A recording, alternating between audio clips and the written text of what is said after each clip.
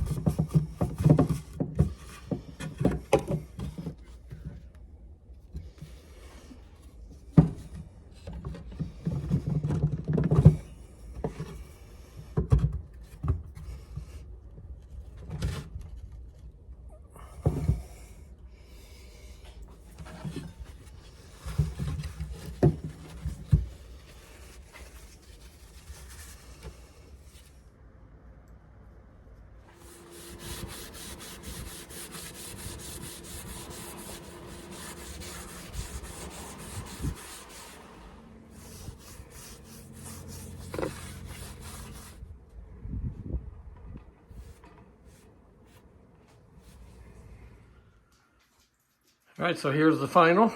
It's a good way to use a couple antlers that were just sitting around doing nothing, turning white in the yard. So it's not hung yet, just sitting on Fumble's coffee bar. But that's the final. We'll get it all hung up sometime and hopefully put it to good use. So till next time, see you later.